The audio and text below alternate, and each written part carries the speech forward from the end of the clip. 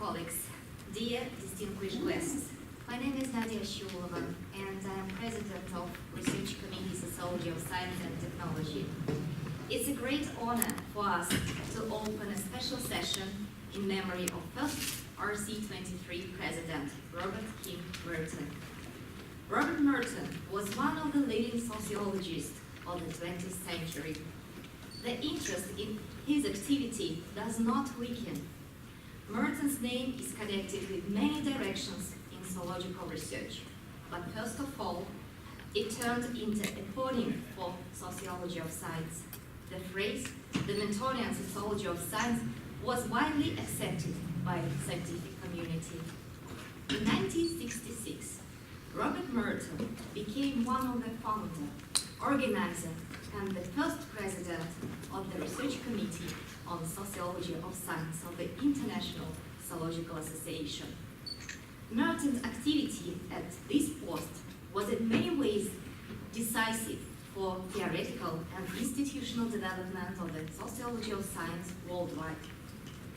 In honor and memory of Robert Merton, the RC23 Committee has established the Robert Merton Award for distinguished contribution to the sociology of science and technology. ISA Executive Committee approved it in May 2016. RC23 produced the silver medal with special design. According to the certificate, it is produced in a single copy on the 4th of July 2018. It is also a special date. The 4th of July is a birthday of Robert Merton. The first Lifetime Achievement Award will be granted during this special session. I kindly invite Vice President of our Research Committee and Board Member of the Award Committee, Alice Emerita, to announce the decision.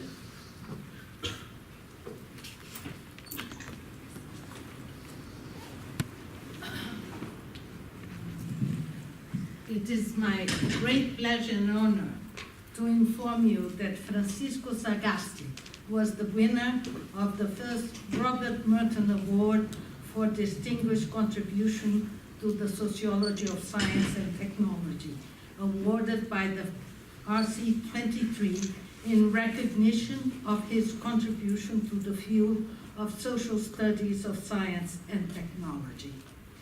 It is my great pride as a fellow Latin American to present to you a little bit of Francisco Sagasti's achievements. He has been one of the leading scholars and policy makers in the field of social studies of science and technology, particularly with reference to developing countries for the last 50 years.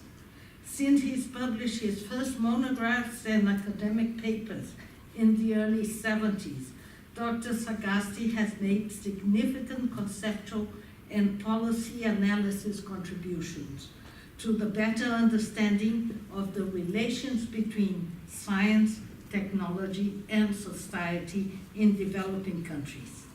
In addition, he has played important roles as policymaker at the national and international levels, using his theoretical and historical insights to better understand the role that knowledge plays in the process of development. Professor at the Graduate School of the Universidad del Pacífico with a PhD in Operations Research and Social Systems Sciences from the University of Pennsylvania, Professor Sagasti has, from his very first papers, focused on the application of the systems approach to science and technology policy making and planning, on technology transfer, and on planning methods for scientific research and technological development in developing countries. A good example of his work is one of his first international projects, the large-scale comparative policy research project on science and technology policy implementation in 10 developing countries in Africa, Asia, and Latin America. Since then, his achievements have been many. He has been visiting lecturer at universities in the United States, Europe, and developing regions. In Peru, Dr. Sagasti has been founder and executive director of GRADE, a policy-oriented think tank, advisor to the Ministry of Foreign Affairs, Education, Industry, and the Prime Minister, advisor to the Chief of the National Planning Institute, and member of the board of the National Council for Science and Technology, and has taught at the University del Pacífico and at the Pontificia Universidad Católica del Perú, and has been consulted in numerous private, public, and civil organizations. Dr. Sagasti has published more than 25 books, including Looking Back to Move Forward, a 40-year retrospective of the STPI project. Another one, which has been Science, Technology, and Innovation Policies for Latin America, has been the first comprehensive assessment of the evolution of science and technology policies in the region, which is used as textbook in many graduate courses. Finally, a recent run of Knowledge and Innovation for the Development, the Sisyphus challenge of the 21st century, well expresses some of his focus of his activities. He's also the author of more than 150 papers and book chapters. Therefore, combining academic research with policy practice throughout his academic and professional life, Dr. Sagasti has made an unique contribution that amply justifies the award of the Robert Merton Prize for Distinguished Contribution to Sociology of Science and Technology. Thank you very much.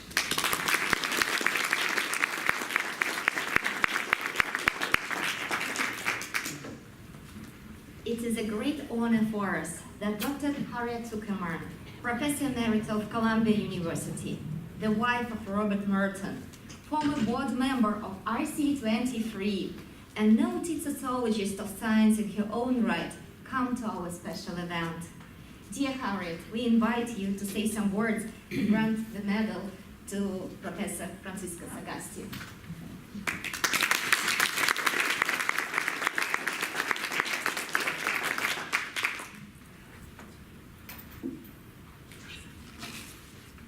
I didn't know that I would have the chance to award the first Robert Merton Medal of the International Sociological Association and the RC23, but I'm delighted that that's the case.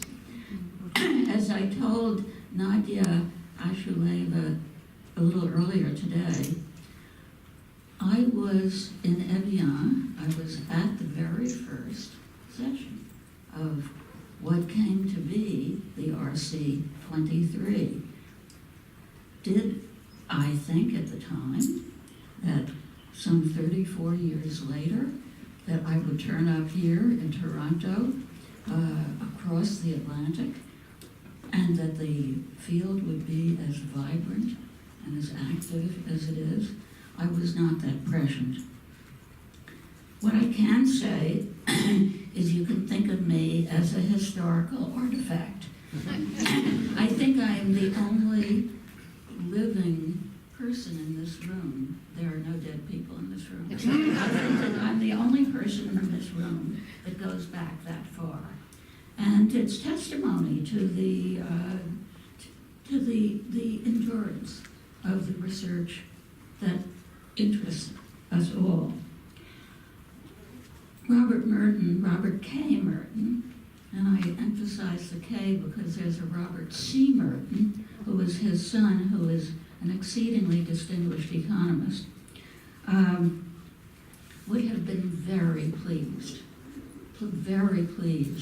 with the willingness of Nadia and Alice and all of our friends on the RC committee to get this prize established. He would have been delighted, I'm sure, that this what I am discovering is a kind of walking total sociologist has received it. I say total because I discovered today at lunch that we even have a sociologist of dance who has received this medal. Bob Merton really liked the ballet, but never conceived that there would be a sociology of dance.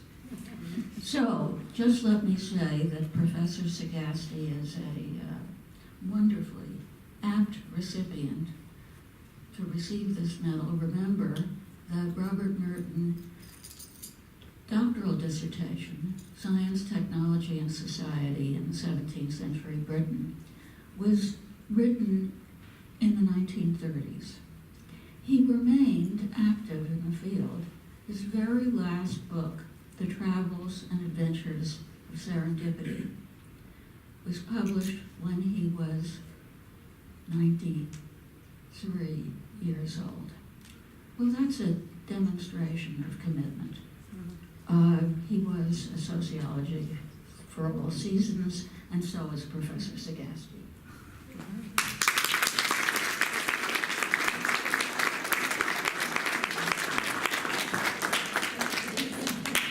Yes, Professor Sagasti, please, we invite you, a notable Peruvian scientist, to come and receive this award. Yes. Yeah. Yeah.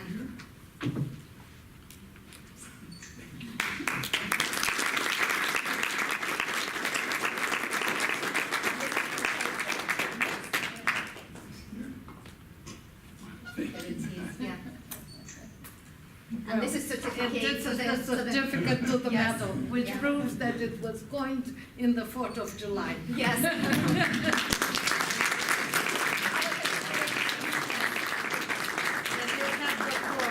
Professor Sagasti. Yes. We'll leave it here.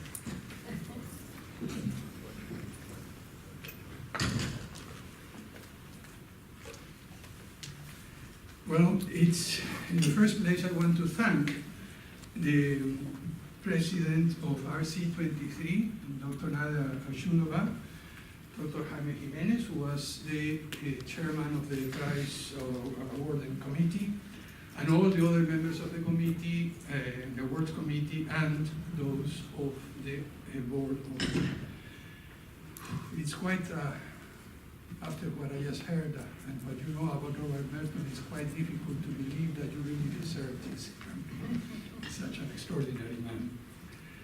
I'm also really most grateful and humbled by the decision of Harriet to be here with us, this widow, and a scholar in her own right, whom I really have come to appreciate in the short time we have met.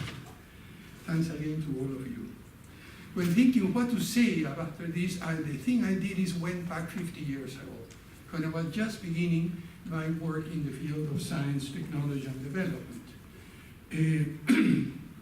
By coincidence, when I was looking for a dissertation topic, for a PhD dissertation topic, I happened to be in Lima, exactly at the time when the government had created, for the first time, the National Research Council.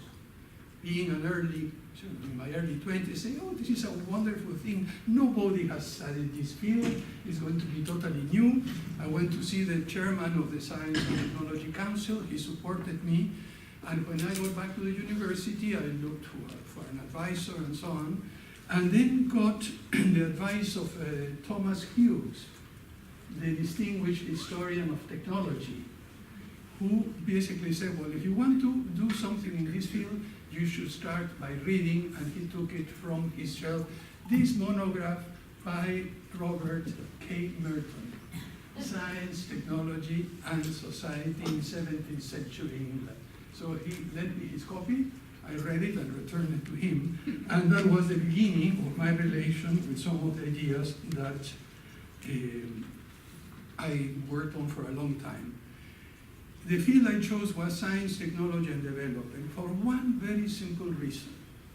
If you take a look at what happens in the world now, we all focus on the disparities in wealth and income between the rich and the poor countries.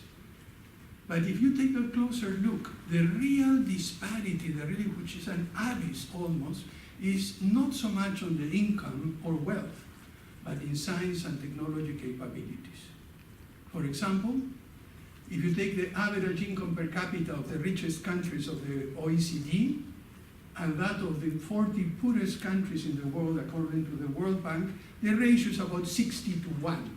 They are 60 times wealthier. But if you take a look at the number of scientific publications per 100,000 inhabitants, the ratio is 180-1. And if you take a look at the number of patents filed, the ratio goes up to 1,000-1. And this is just for 1 year. Now, if you take into consideration the Matthew effect, in which capabilities and more progress sort of is allocated or comes to those who already have capabilities, and you do that over a long time, you really get a sense of the magnitude of the challenge for developing countries, the great majority, where the great majority of the world population lives, what the challenges they face in trying first even to understand what is going on at the frontiers of science, and then to choose what to use and utilize it effectively. After reading the work of Robert Merton, I immediately moved into other areas. Derek de Sola Price, whom I have the privilege of knowing, John D. Bernal, the historian of technology, Louis Mumford, one of his works was so important, Jacob Bronowski, Stephen Toulmin, and June Goodfield, that produced so many works, and also many Latin American intellectuals. The Latin Americans here will recognize the names of Raúl Prebisch and many of the other scholars, thinkers, and policymakers that changed our situation. Let me now, in addition to mention, I have a long list of mentors, but I won't mention it here. I know you're anxious to present your papers and to listen to more substantive work. Let me just try to link the work that I did with some of Robert K. Merton's ideas.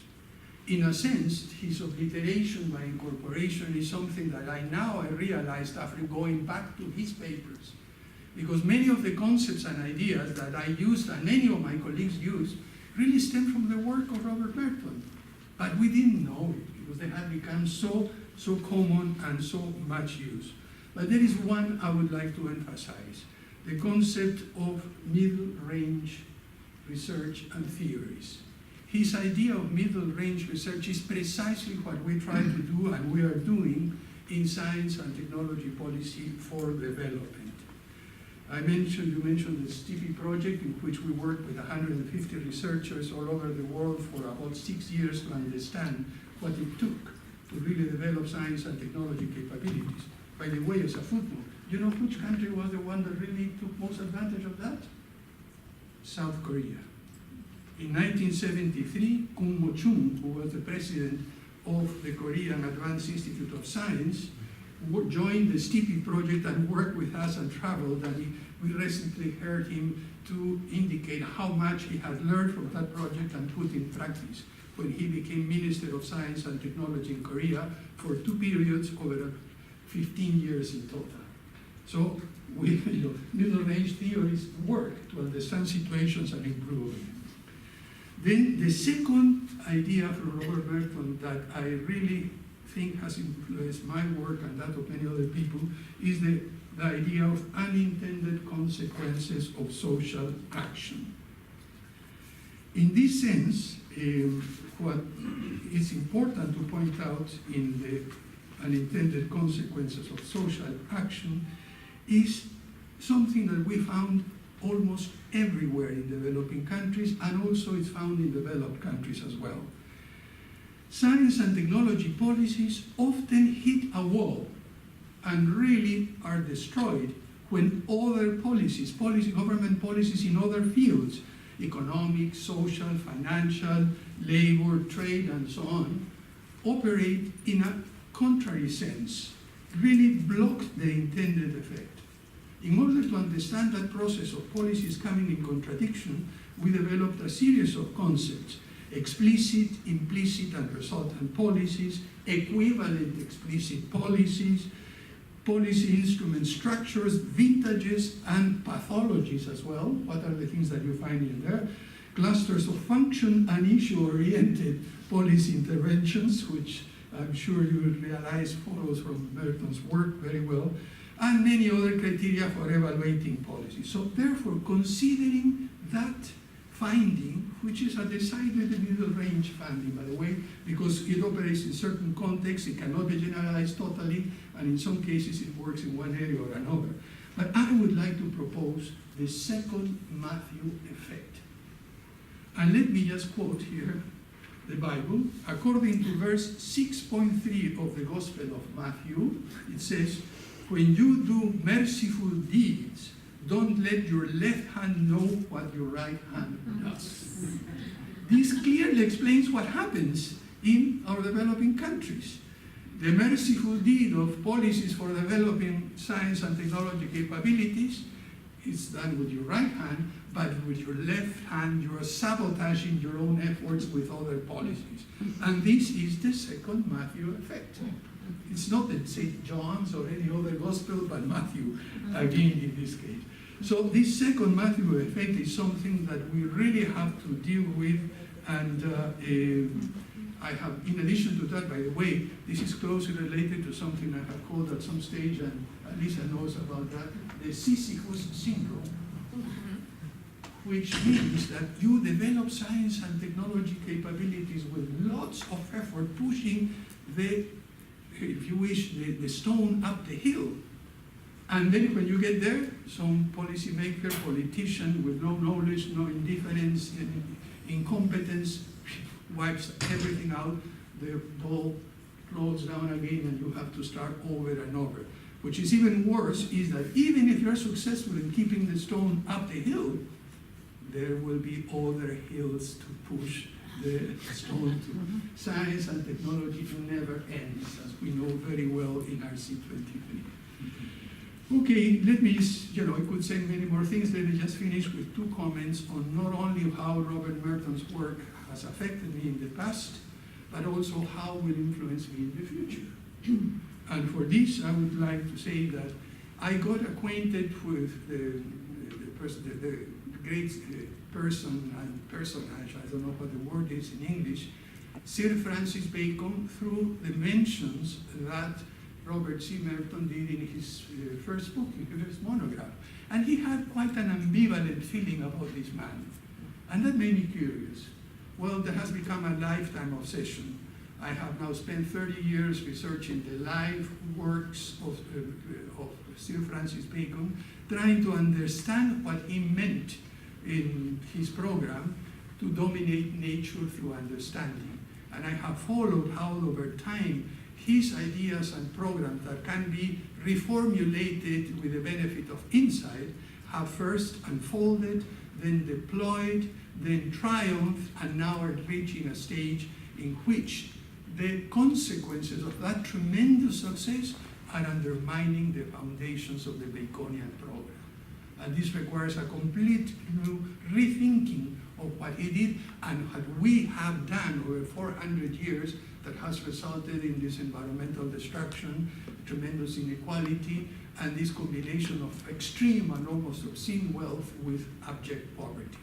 Something didn't work well along the line, and we need to rethink about it. And this is what I'm working on. I am halfway writing a book on the subject. I hope to finish it within the next 2 or 3 years, and this is something that began many, many years ago by reading Jules Hasland's book. The second reason why Robert Merton will influence my work is a little bit more pointed and much more, how would you say it, much more urgent. Let me quote at length, because this is worthwhile quoting here and now at the very moment we are living in the world at present. In his 92 article, although it was 68 as you pointed out, but the published version is 72, article on insiders and outsiders, Robert Merton said the following: "As the society becomes polarized, so do the contending claims to truth. At the extreme, an active and reciprocal distrust between groups finds expression in intellectual perspectives that are no longer located in the same universe of discourse.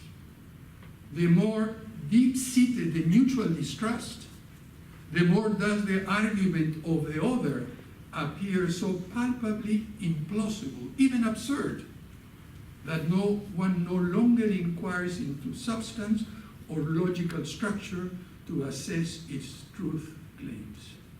In the political arena, where the rules of the game often condone and sometimes support this practice, this involves reciprocated attacks on the integrity of the opponent.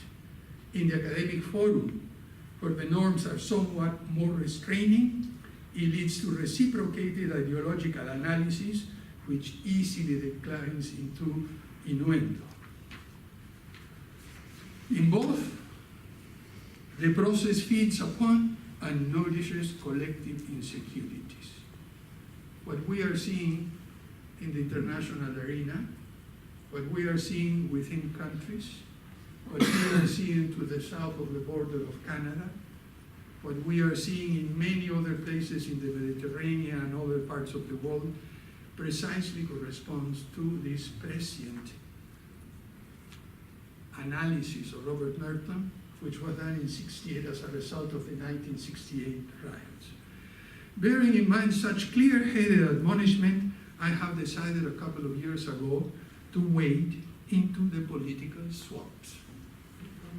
I will no longer be a scholar alone. Hopefully, I will continue doing my work on Bacon, but together with other committed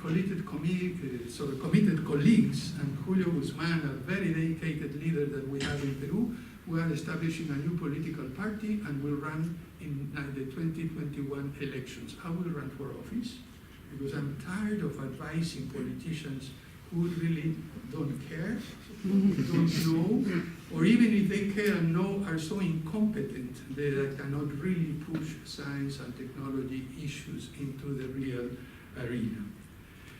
Armed with a panoply of intellectual weapons, several of them inspired by Robert Merton, in a very middle-range way, I hope to contribute both to a better understanding of the human predicament at the twilight of Bacon's age, and at the same time to help improve the opportunity structure, just to use another Merton concept, and the quality of life in my own and in other developing countries. Thank you once again for this honor, and I look forward to remain engaged with the members of the International Sociological Association Research Committee 23 that Robert Merton so preciously founded 35 years ago. Thank you very much.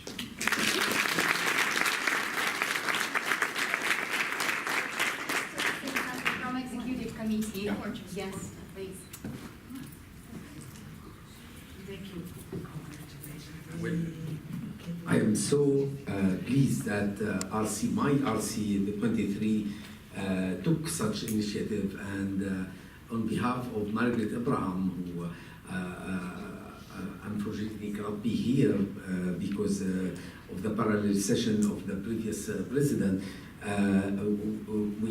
we found this initiative is exemplary, and we hope other RCs will took such initiative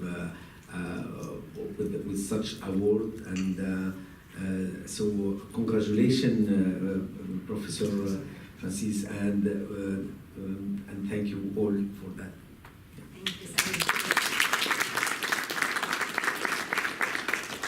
Dear colleagues, we have more 8 excellent presentation, and we should start. And Charles Cross, they will be the first presenter. Perhaps we could ask the table to